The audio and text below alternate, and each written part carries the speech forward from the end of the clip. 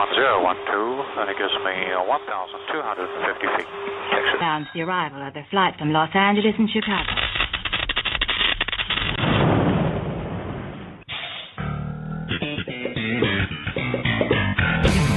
Explosion. And a good Monday to everybody on this first day of summer solstice 2016, the 20th day of June.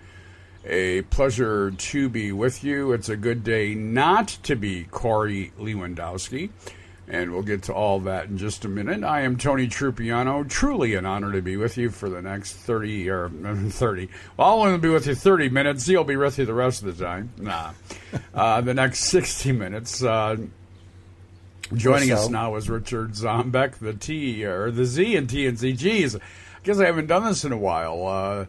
Z, a pleasure to have you with us. And I specifically throw Corey Lewandowski's name out there. Obviously, he was fired by the Trump campaign today, or by Donald Trump, that is. But I was listening to his interview on NBC, which was an exclusive one-on-one interview. And after listening to him kiss Trump's ass for about 6 minutes, I was going to go grab audio, and I thought, why?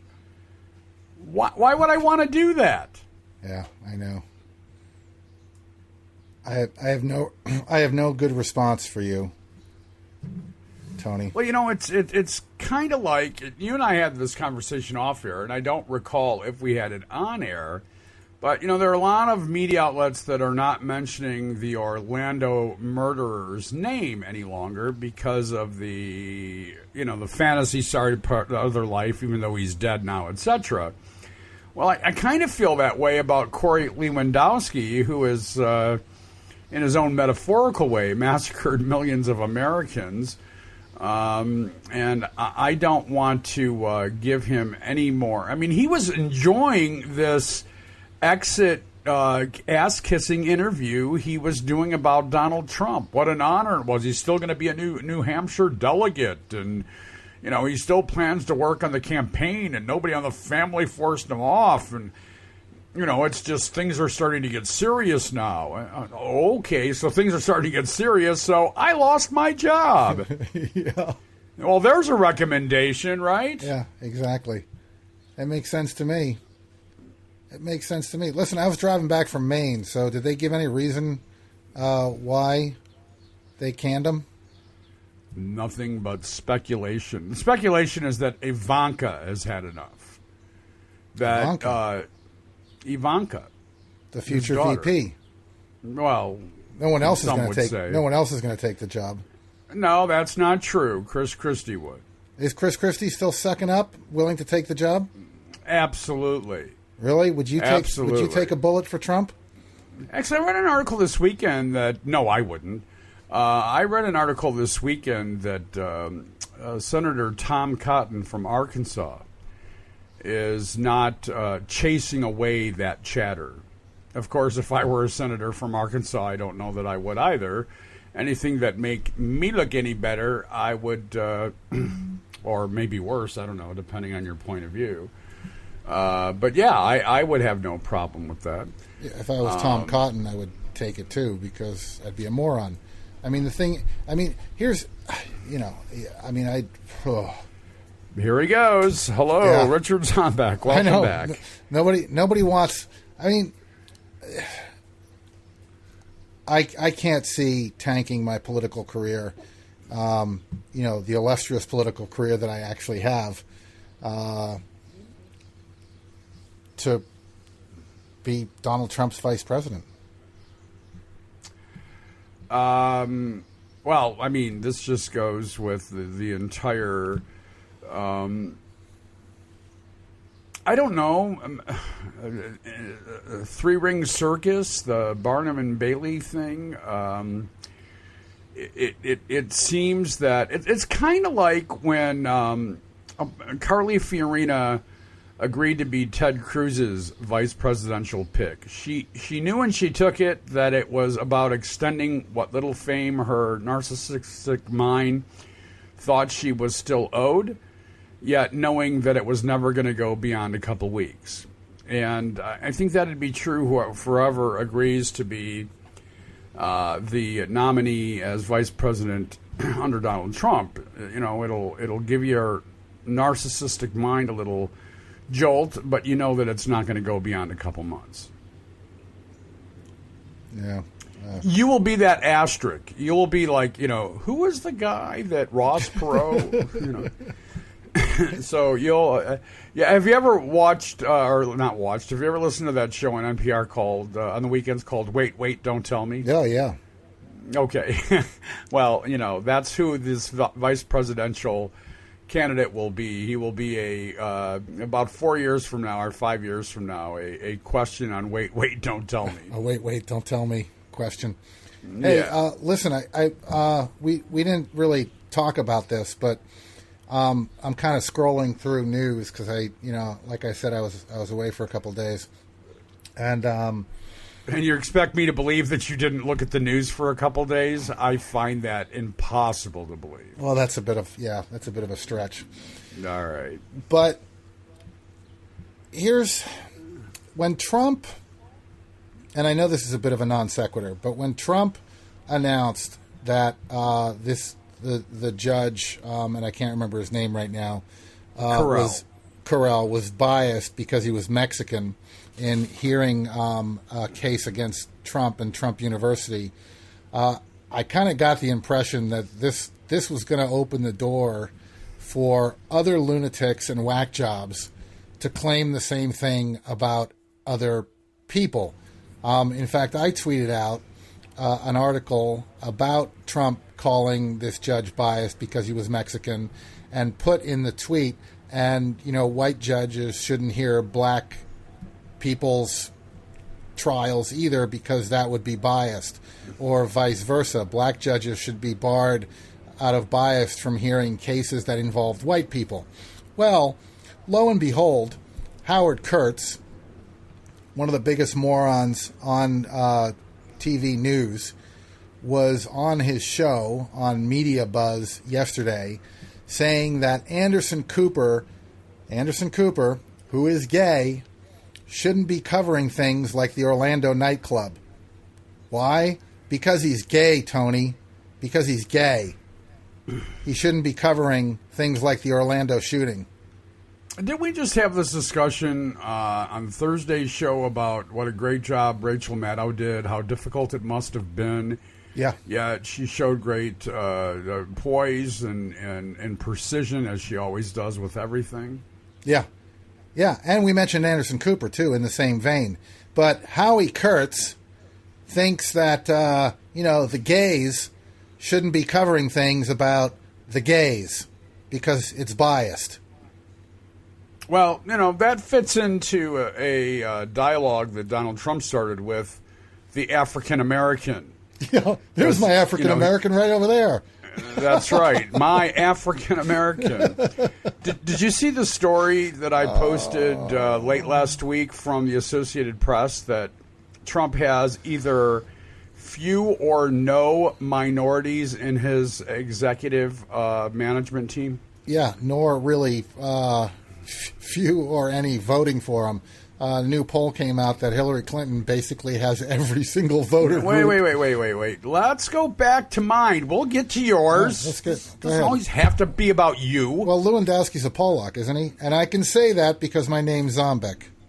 Okay. Well, with that said, this man, Donald Trump that is, literally employs thousands upon thousands of people. Whether he's a billionaire or not, he is... or I should say his family of companies employ a lot of people.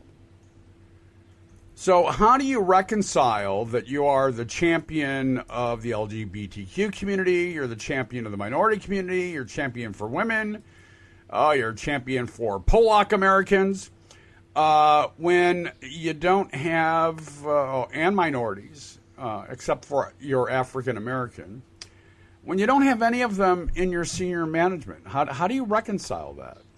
Right. Well, he did have that Barbara Rez, who worked for him, who worked for Trump from 1980 to 1991. She came out with that book, All Alone on the 68th Floor, how one Right. woman changed the face of construction. But did you see the interview with her? And so she's saying all these nice things about Trump during the interview, and then whoever was interviewing her goes, "So you'll be voting for him?" She goes, "Oh no, he needs to be stopped." Yeah. It's just, I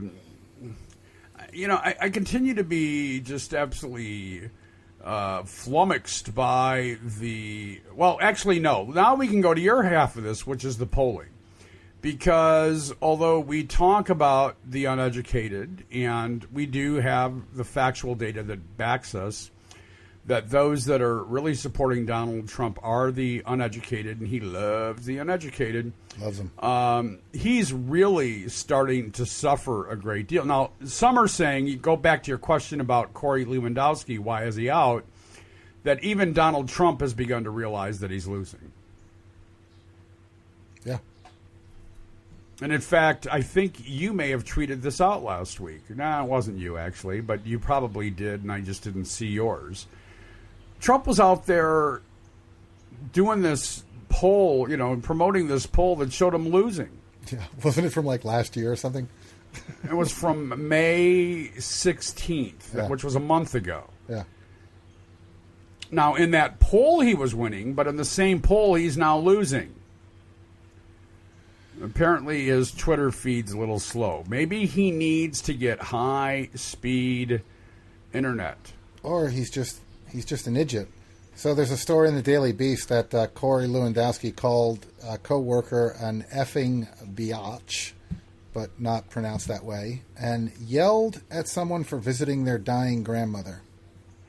I've been in politics a long time, and that's not the first time that happened. Yeah.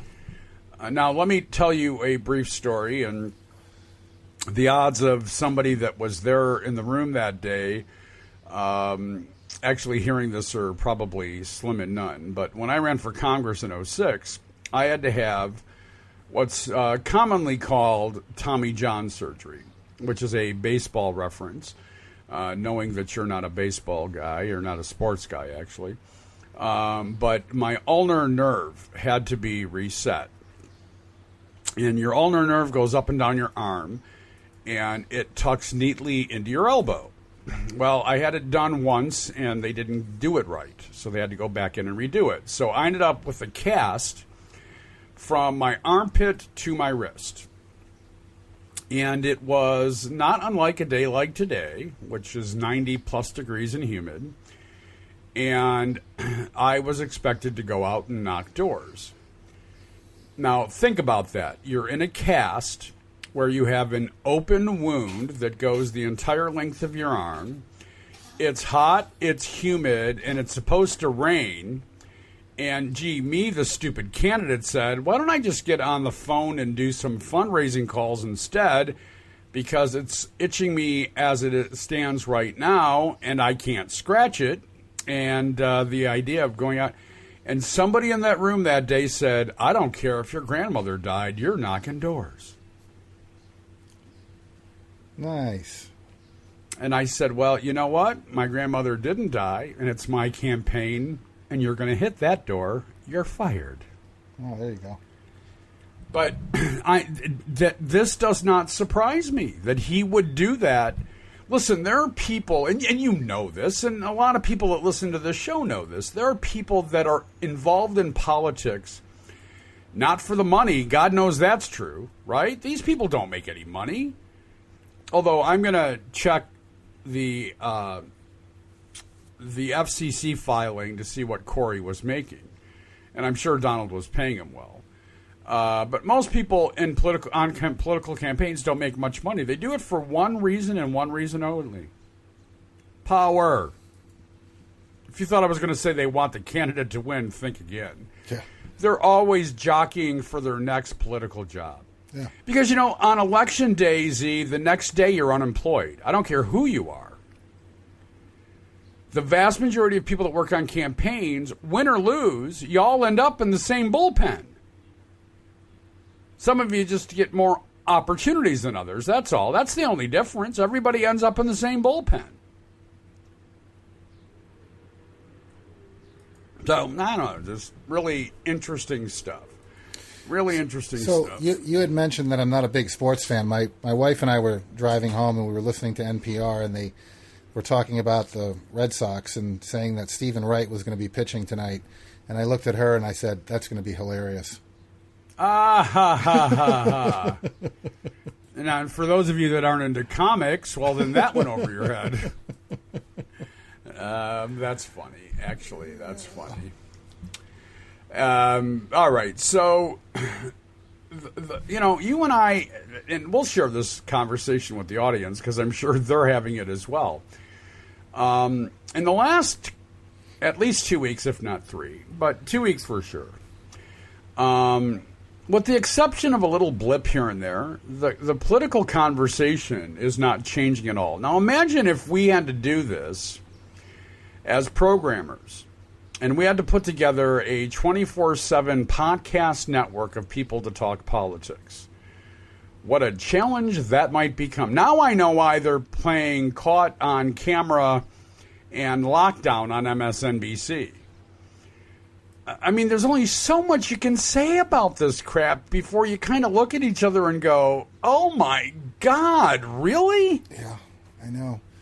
Well, but the thing is, too, is I look at it sometimes and, I have to, because I'll watch straight through, right? I'll watch the Bloomberg guys, then I'll watch Chris Matthews, then I'll watch Chris Hayes, then I'll watch Rachel Maddow, and then what's his face? Lawrence O'Donnell. And I'll go, they're talking about the same thing. But then I realize that people just tune in for like one show. They don't watch all 4 or 5 shows, in a row. Like you do. In radio, that's called resetting. And, I've done both short format and long format interviewing in my career. Long format interviewing is anything 20 minutes or more. Short format is really any length under 20 minutes, obviously.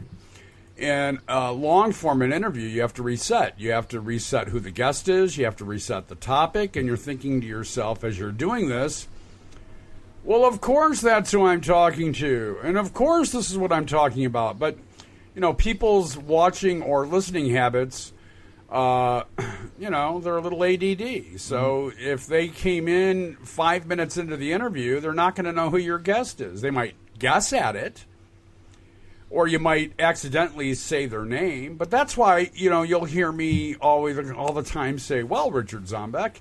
It's just ingrained in me after all the years of doing radio that you always mention the name and you reset the topic, and it's just the way it is. But it's so funny you say that because they don't really, with the exception of the other MSNBC contributors on MSNBC, they don't really repeat the same guests. No. I mean, they do to some degree, but, usually, if Joy Reid's going to be on Rachel, she's going to probably be on Lawrence or maybe with Chris Matthews. And, Chris Matthews, I can't watch him anymore without thinking of you because you just went on a bender on him a couple months back about Hillary. And so every time I watch him and he gets to the end and he's slobbering, because he slobbers when he talks. And I love it when he does that. Tell me something I don't know. Yeah. Where can I begin? In fact, one day I wanted to scream at the TV, why don't you tell me something I don't know? Yeah. I watched it for an hour, exactly. And I'm waiting for you to tell me something I don't know. Well, and here's the thing, and I wish I had written this down because he said something the other night. It was Wednesday or Thursday night. He said something. He asked a guest a question, and I looked at my wife, and he wasn't asking it like because he wanted the audience to hear the answer. He was asking the question because he really didn't know. And I looked at her and I go, how can you be a news guy and ask that question? It was just a fundamentally stupid question about something that's been in the news for the last 3 or 4 days. And, like some opinion on something. He goes, well, that's not really how it is. It's like, yeah, it is. It's exactly how it is. Well, and then I was watching an evening last week, and somebody used the word, and I don't remember what the word was. It's not it's It's a 75-cent word. It's worth a lot. And he looked at the guest and says, "Wow, I haven't heard that word in 30 years." Yeah. How would you know? I mean, seriously, what in your mental bank said, well, gee, 30 years ago was the last time I heard that. Anyway, we've got some audio to get to. And there is an ongoing problem. You of course, mentioned the polling numbers that are not kind to Donald Trump.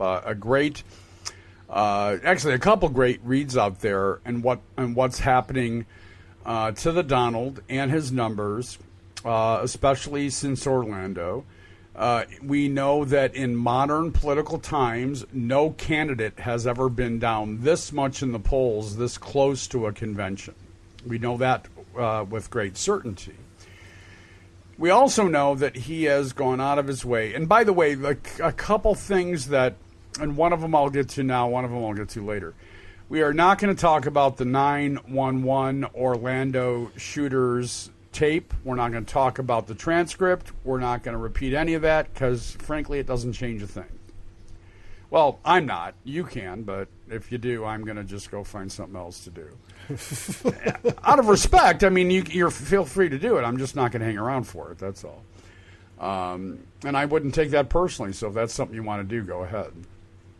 But with that said, there are more and more Republicans. I think I read, the mayor of some southern town, 40 years a Republican, reelected 4 times as the mayor of this town, left the party over the weekend. And he is added to the long list of Republicans that are walking away. But the establishment Republicans are still refusing, in spite of Donald Trump, and I'll tell you a funny story in a minute. In spite of Donald Trump's insistence that he's pro-LGBTQ, which is just hilarious. That in and of itself is a scream. So I'm doing my daily radio interview in the morning on Friday. And Angie Austin, who is a lovely woman, says to me, or no, it was this morning. She says to me, "Do you know that there was an article in USA Today that there are gay Republicans that feel threatened if they come out in favor of him? I mean, they physically feel threatened. They feel like they're in danger." And she wanted my response to that, and she sets it up by saying, "Well, he's arguably, the most pro-LGBT presidential candidate we've ever had in this country, and the log cabin Republicans, are seem to like him," which was a way huge overcharacterization. Maybe way huge was overcharacterizing, but you understand my point. So she's telling me all this, and I said, "Okay, how do you want me to respond to that? What part are you asking me to respond to? That he's the most pro-LGBTQ Republican presidential candidate ever, or that gays are threatened if they come out in favor of him?" So I said, "I'll make this simple for you. Everybody should be able to vote for whoever they want to, and nobody should be able to tell you who that is. That doesn't give you the right, nor does it absolve you of the responsibility of going public with that." She didn't quite know how to deal with that statement. But it's true, Z. I mean, look what's been happening between the Bernie and Hillary people. And they supposedly like each other. Not Bernie and Hillary, the Democrats. Yeah, well, I mean, there are idiots everywhere, right? I mean, just because yes, there are. Just because you're gay doesn't mean you're liberal.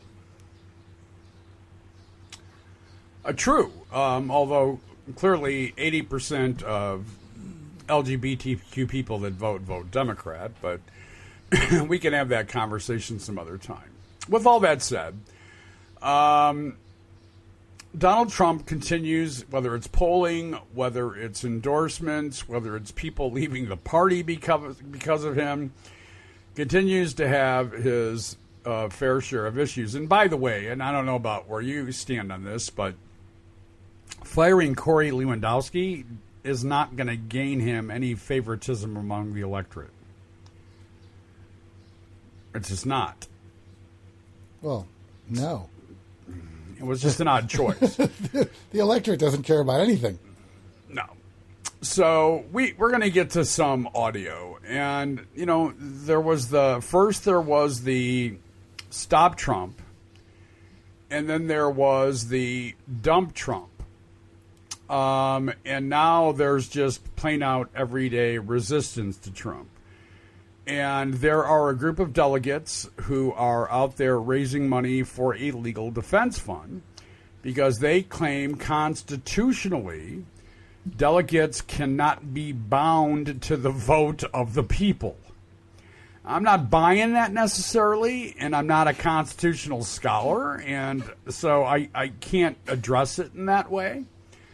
But the resistance to Trump and to stopping Trump, that train is not just a-rolling, but it's gaining steam. And, it's kind of like, what are those super trains that they have in Japan? Whatever, I don't remember what they're called. It's kind of like one of those going downhill really fast.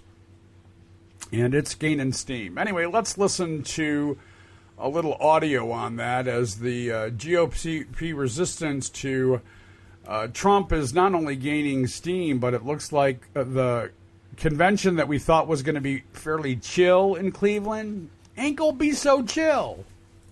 Donald Trump faces a new attempt to derail his nomination by a group of delegates who say they will take their battle to the Republican convention next month. But Trump dismissed the challenge today as he appeared at a campaign rally in Las Vegas. We get more tonight from Jacob Rascone.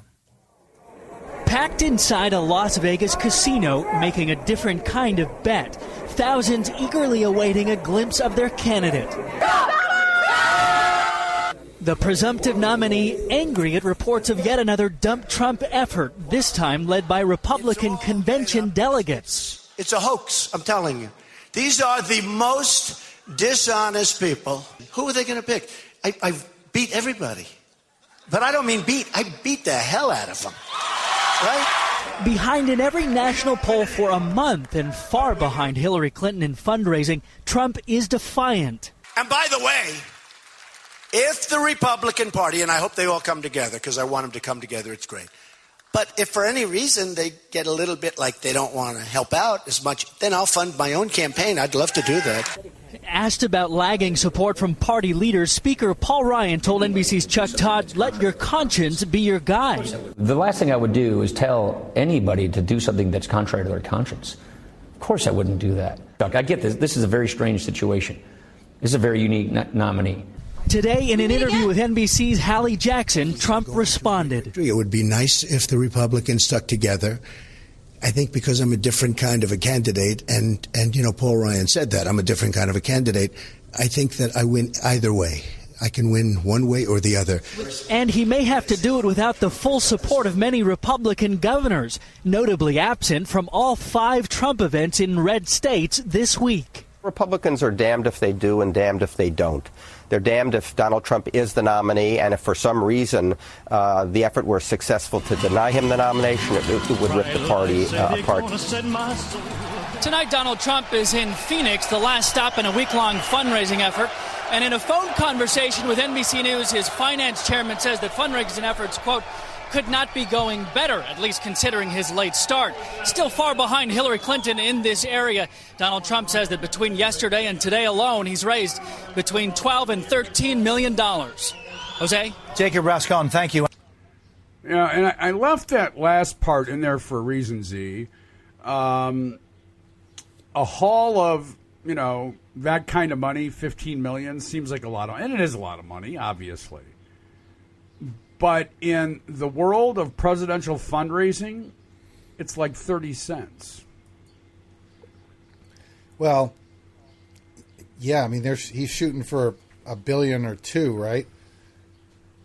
No. See, they've adjusted all those numbers now. Here's the new fix. I'll tell you the new fix because I just got done reading this maybe 45 minutes ago.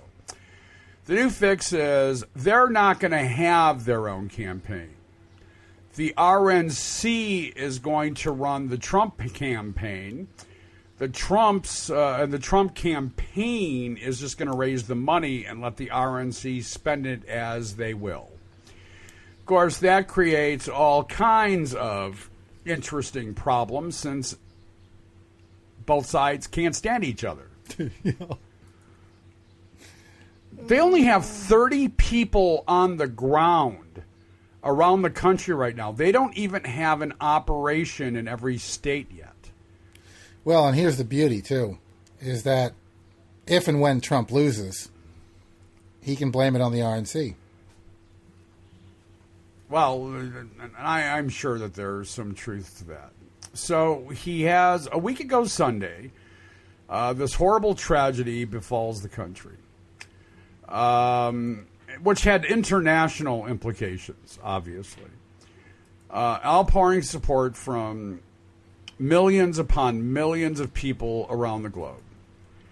And Paul Ryan tells people a lot of different things. But the one thing he tells them is to vote their conscience. And then he tells them that he's not going to unendorse. And there's a reason for that. And I think the best thing to do is just listen to this, because I know that this gets your ire. So let's just listen to Paul Ryan refusing to walk away from his endorsement of Trump. Well, earlier this week, I sat down with the Speaker of the House, Paul Ryan, and talked about his dilemma. Keep his party united or reject a presidential candidate whose values he does not share. Well, first of all, I feel like I have certain responsibilities as not just Congressman Paul Ryan from the 1st District of Wisconsin, but as Speaker of the House. And imagine the Speaker of the House not supporting the duly elected nominee of our party, therefore creating a chasm in our party to split us in half, which basically helps deny us the White House and strong majorities in Congress. The last thing I want to see happen is another Democrat in the White House. I don't want to see Hillary Clinton as president. I want to see a strong majority in the House and the Senate. And I think the way to achieve those goals is to have a more unified party than a disunified party. Now, having said that, you know me well, Chuck. If something is done and said that I don't agree with, that I think puts a bad label on conservatism, then I'm going to speak out on it, as I have, as I will continue to do, and I hope I don't have to keep doing. You just made a case, though, of party over country. No, I didn't. I think there's a lot of things in the government. I know Hillary Clinton won't agree with anything we want to do. She'll put a bad judge on the Supreme Court. She won't agree with any of the conservative reforms we're trying to do. I have spoken with our nominee a number of times about our agenda, about conservative principles, and about the policies we need to put in place in order to save the country. And we have so much more common ground than any other thing. And that is why I'm voting for our nominee. Because, look, how did he reassure you, though? How did he reassure you? Why do you trust him? Because you've asked him to tone things down. You've asked him to reconsider some things. And then you hear so-and-so did reassure you in private that he would possibly back off the Muslim ban. And then he goes right on with it. And then he essentially accused the president of treason. One thing, he went a little far. Yeah, I didn't actually hear. I heard about this. I understand that. Hear those comments. I'm a little busy, so I don't read everything he says every day. Hey, let me just say this. One thing I know for certain, Hillary Clinton is going to continue taking the country in the wrong direction. She's going to make a once-in-generational choice at the Supreme Court that's going to be a bad one, where we lose sight of the Constitution. And I do believe, from speaking and from his public pronouncements, we have more common ground than not. And yes, there are things that he has said that I don't agree with. There are policies he's pursuing that I don't agree with. And in the legislative branch, a separate but equal branch of government, we will litigate those things in the future. Yeah, that's not putting party before people. Well, and what I find odd is this is a guy that's going to represent the Republican Party and be the president of the United States. And, you know, I'm too busy to hear everything he says. I mean, you know, I'm not paying attention to all of this. I mean, that would be ludicrous to assume that, you know, I'm just going to watch what he says. I mean, what? Well, I find it hard to believe that he did not hear, did not read, did not see what Donald Trump said about the President of the United States. Because it is treasonous what he said. Well, of course. Are you telling me that somebody didn't bring that up to him and he went, well, Ayn Rand wouldn't really have time for that, therefore, nor shall I. Of course he went and watched it if he didn't see it live. Or one of his many unpaid aides told him about it. Right. Well, let's... Ron Fournier, who is to me, a really gifted journalist. I don't always agree with him. I don't always disagree with him. Don't know how you feel about him. So, Z, Richard Zombeck, Mr. Huffington Post, Mr. Liberals Unite, where do you stand on Ron? I don't really have an opinion about Ron. Really, none? Zero? None. Okay. I find him to be kind of mushy. Kind of mushy. All right. Well, I'm not quite sure how to process that, so we'll just listen to his 53 seconds, and then we'll process that. That'll give me time to think. He also looks a lot older than me, despite being born in the same year. Yeah, I thought that too. You know? I'm with you. Anyway, let's hear what he had to say about Ryan and Trump. Any scenario in which you would rescind your endorsement? That's not my plan. I don't have a plan to do that. Look, we're going to agree to disagree on some things. That's just the way things work. What we do agree on is we don't want another Democrat in the White House, I can tell you that. And we do have a lot of common ground on a lot of things. That's not a hard no. That's not. It's actually. I'd say that's firmish. It's actually not a hard no. Yeah, but it's still cowardly. You don't say we disagree on things. These aren't just some things. This is a man who says that a Hispanic can't judge me. This is a man who says all Muslims must be banned from this country. This is a man who's been obviously said some very sexist things. These aren't just some things that Ryan has a problem with. He has serious principle problems with Donald Trump, and the fact that he can't unendorse him, the fact that he's still endorsing this man, he's endorsing those policies. And Paul Ryan needs to realize that's what he's doing. He's endorsing sexist, racist policies. I mean, and he's right.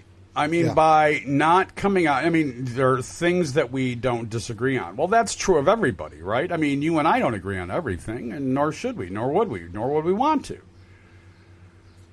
But at some point, if I say something on air or off air or in social media that you find so distasteful that it is calamitous, even dangerous for me to associate myself with, or more importantly, if I were to say something or do something that could perhaps be perceived as a clear and present danger to others, see, you'd have to walk away from me. Well, yeah, and I was kind of afraid you almost did when I posted that about the world's biggest fart in. Oh, sweet Jesus. And, you know, when I read that, my first thought was, of all the serious crap that we have to deal with, you're posting that. But that's all right. That's all right. You learn about people not in one big bite. Well, Chris Hedges is going to be opening the cans, according to this article in Truthdig. Yes, bean dinner. Anyway, they're going to have a bean dinner. And just for the audience listening at home, sweet God, you just had to do this, didn't you? I put that link up, and I got an email from Tony. I don't know, maybe 15 to 20 minutes after the post went up about the fart in, with a link to the article that said, "Really, Z?" in the subject hole. Really? It is what it is. Really, Z? And then I tormented myself for the rest of the weekend going, oh, is he mad at me? Did he not like that? Did I go too far? You did not spend the rest of your weekend doing that. And that was yesterday, by the way. Am I going to get kicked off the T&Z show? So if the rest of the weekend was a couple hours yesterday, then I guess there's some truth to that. Listen, you had told us the story on Thursday about somebody buying Pocahontas.com or .org, whatever it was, and linking it to Elizabeth Warren's reelection site. Well, she gave a speech to, I want to say, the New Hampshire Democratic Party on Saturday. And it was 12 or 16 minutes, and obviously we can't do all that.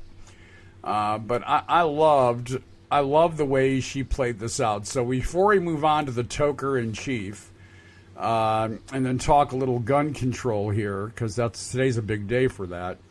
Let's leave Donald Trump today with Senator Elizabeth Warren. Yeah, let me just that Pocahontas.com. There's a lot of news going around that that her campaign bought that, and that they're punking Trump and all that. And I'm not going to say how I know this, but it was not in fact Elizabeth Warren's campaign or anyone associated with Elizabeth Warren who bought that domain name Pocahontas.com. And it's actually... Thank you, Sam. Sorry? I said thank you, Sam. I have no idea what that's supposed to mean. Nor does anybody else. Okay. Well, anyway, you can buy a domain name and redirect it to just about any other domain, and that's what happened. Someone with a great sense of humor either owned or bought Pocahontas.com and redirected it to Elizabeth Warren's site. Fair enough. All right, so here's Senator Elizabeth Warren. The way I see it, there's an important principle at stake here. Higher education should be about investing in students, not about making a profit for the government or boosting revenues for rich guys. And that brings us back to Donald Trump. Trump University, which his own employees explained was just a big lie and a fraudulent scheme. Now, rather than investing in high-quality instructors and counselors to teach classes, Donald Trump put together an army of salespeople to sell those classes. It was like a used car dealership, except that's not fair to used car dealerships. Trump's salespeople, but listen to what he did. Trump's salespeople would focus on how much money someone could come up with, then push these prospective students to max out all their credit cards, to fork over thousands or even tens of thousands of dollars to Donald. His playbook said, look for people with problems because they make good targets. Trump even encouraged his sales force to go after elderly people who are just trying to create a little financial security. Now, Trump University failed, and that's no surprise. Think about all the other Trump failures. Trump casinos, Trump airlines, Trump steaks, Trump magazines, Trump vodka, Trump mortgage, Trump games, Trump travel, Trump ice, Trump network. Donald Trump is a proven businessman, a proven failure.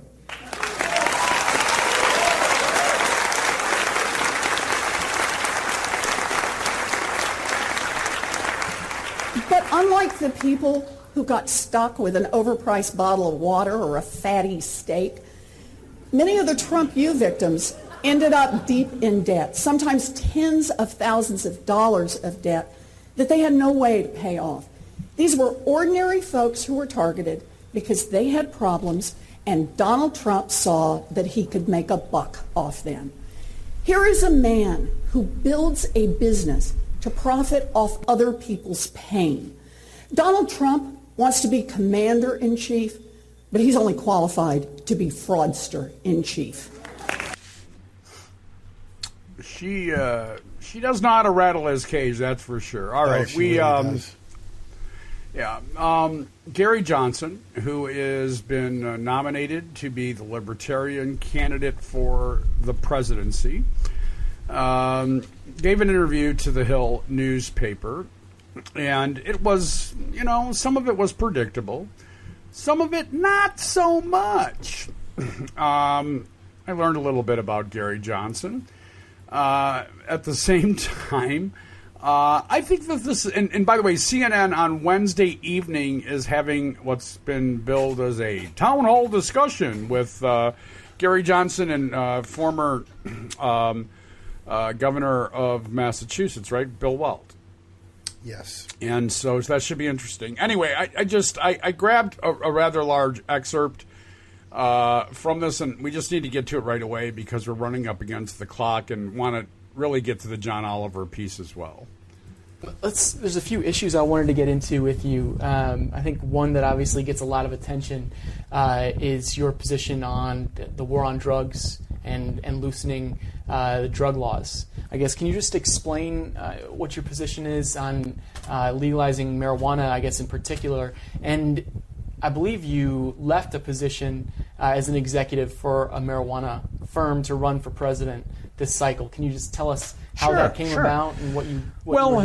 In 1999, I was the highest elected official to call for the legalization of marijuana. I think that's good news. In 2016, I'm still the highest elected official in the United States to call for the legalization of marijuana, although Bernie Sanders has endorsed that. But among governors, congressmen and women, senators, that's it.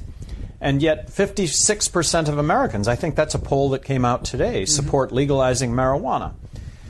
My position as the CEO of Cannabis Sativa was a position that I took from the standpoint of making the world a better, safer place.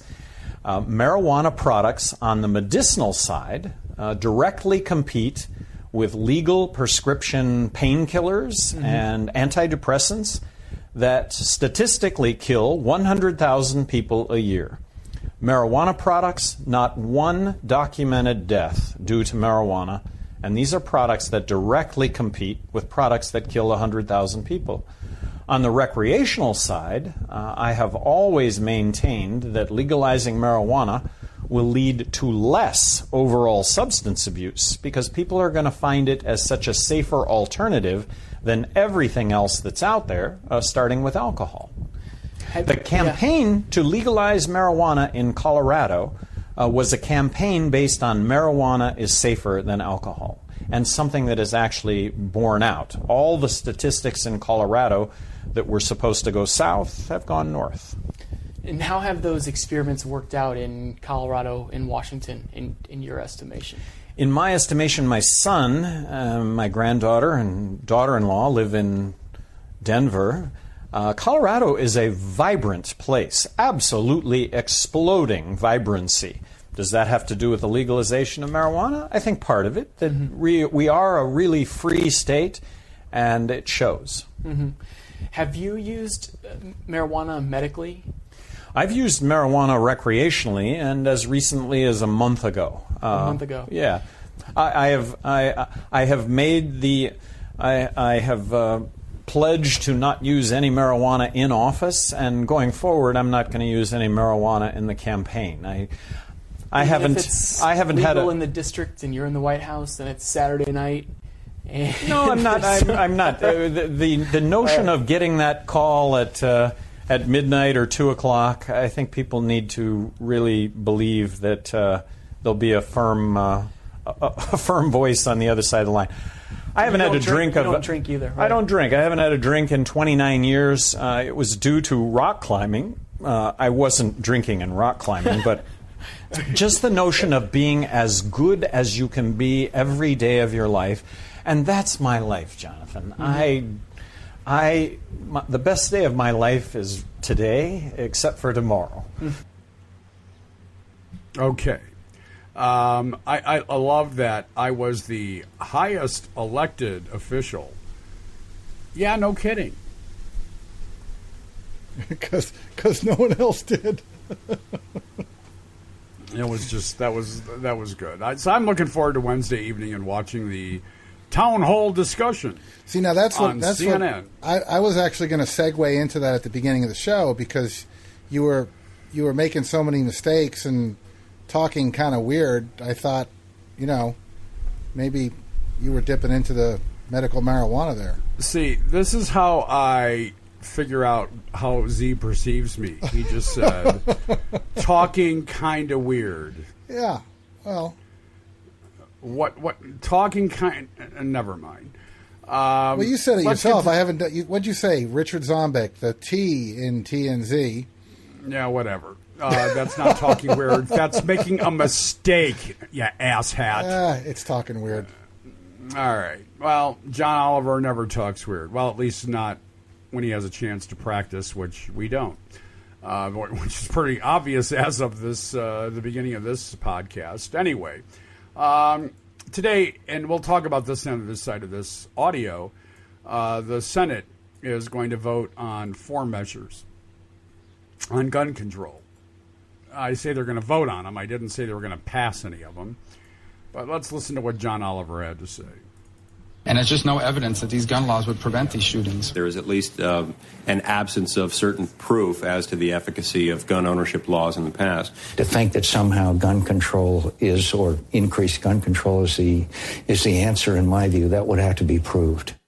Yes, it's the old "I'm not doing anything until you can prove it" argument. The same argument favoured by climate change deniers and fathers of the baby on Maury. Happy Father's Day.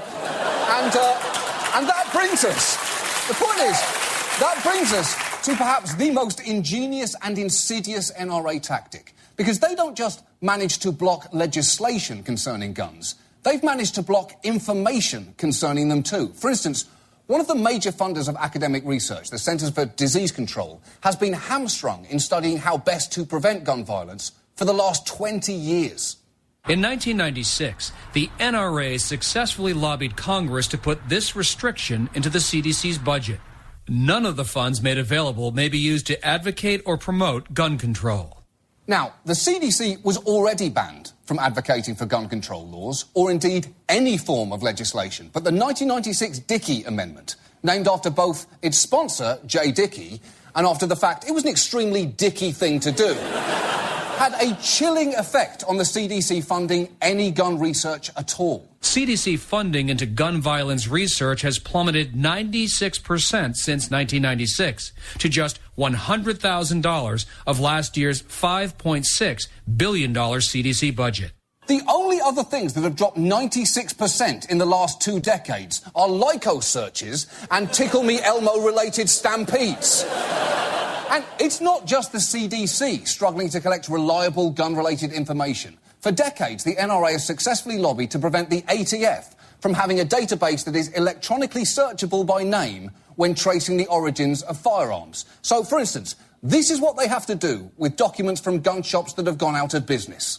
Workers here are left with an antiquated system to trace 350,000 guns a year, requiring them to review by hand tons of paper records and 500 million entries on microfilm. Many of the records are barely legible. So, for example, these are records that we received as a result of Hurricane Katrina. We're to dry these out in the parking lot. That is clearly absurd, because that does not look like a present-day record of gun ownership. It looks like the manifesto from a Spanish galleon that sank in 1610. So how the has the NRA managed to accomplish all of this? Because the truth is, they're not that large an organisation. They claim they have a membership of around 5 million, but that is 3 million fewer members than Planet Fitness. And the members of Planet Fitness have almost no power. Most of them don't even have the power to actually go to Planet Fitness. And that is true. That is true. By mid-January, that place is nothing more than a storage facility for grape-coloured exercise bikes. And while the NRA does spend a lot of money lobbying, they are frequently outspent by even the NAR, or National Association of Realtors, a group of wily bastards who've somehow convinced all of us we need to live indoors like a bunch of nerds. But the real power of the NRA is in its members, who are highly motivated and can be mobilised quickly. Just look at the website of the NRA's Political Action Committee. You will find alerts for practically every piece of legislation around the country. And not just write your congressman alerts. Alerts like, the following bills are scheduled to be heard on June 14th at 9 a.m. in room 126 of the state capitol. Because they know their members often show up. And one of the reasons they're able to rally their base so effectively is they have an appealingly simple message. It's all about a single issue. There's no 4-point plan that they have to defend, and I would point out they only have to say no. So they're not for anything, they're against something. A single issue, one word, no. Exactly. It's a lot easier to drum up support when you're just flatly against something. There is a reason that TLC insisted upon no scrubs and not the implementation of a national registry of potential scrubs, a.k.a. busters, that would screen for scrub-like tendencies or affiliations with known scrubs. They knew no scrubs is a lot catchier.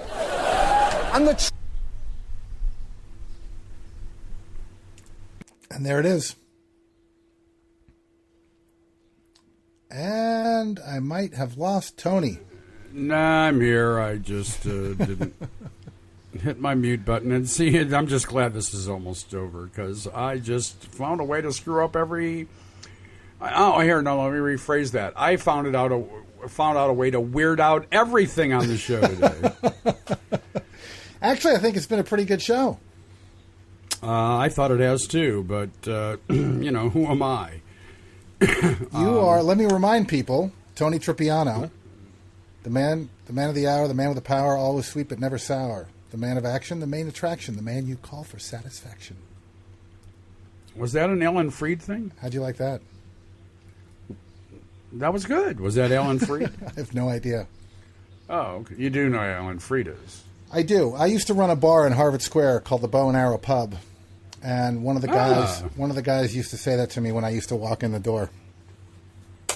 I'm not even sure why I want to know that, but that's okay. He also used to say up to it, down to it. If their husbands can't do it, lead us to it, because if we can't do it, it can't be done. And I'm the weird one. Okay. I don't even want to know how many years it's been since you've heard that. And I'm afraid to ask how long it's been since you've recited it, because I have a feeling it's been a whole lot more recent than you're letting on. But that's okay. No, it was a long time ago. It was probably, I want to say 20 years ago. Wow. Well, I went to See, we do need this. I went to school with a girl. Her name was Margarita Lolita Papita Juanita Rene Linda Ramona. And then I won't say her last name. Wow. Yeah, that was her Christian given name. Margarita Lolita Papita Juanita Juane Linda Ramona. Wow. Yeah. Imagine what that third wedding must have been like. I don't think you know my full name, do you? I used to. I'll say it to you in French because my mother named me. It's Richard Michel Pierre Lagoutte Zombec. Yeah, okay, yeah, you're right. I did not know that. And I'm just plain old Anthony James Trupiano. Yeah, that's the James is my godfather, so we're going to leave that there. Michel is my godfather. Okay. Well, go ahead and clean it up, and we'll get out of here for today. And I'll give everyone the 411 on TNZ Talk. Go to tnztalk.com, and you can find out how to support us, how to rate us, how to download us, how to follow us, how to friend us, everything you need to know about TNZ Talk, but we're afraid to ask, you can find at tnztalk.com. All right, that is going to do it for us today. Tomorrow's podcast will certainly be taking a look at what the Senate did, or more appropriately, didn't do. Well, they'll do something. Will it be just say no? We'll find out. In the meantime, I want to thank everybody for being with us today. This has been TNZ Talk for Richard Zombec. I am Tony Trupiano. Finally got that right. And as always, we ask that you be well. Oh, yeah. Can you feel it? Just over the credits, just riffing now. Words and chords. Not the poetry and the real thing, but not bad for an ad-lib. Not good, but...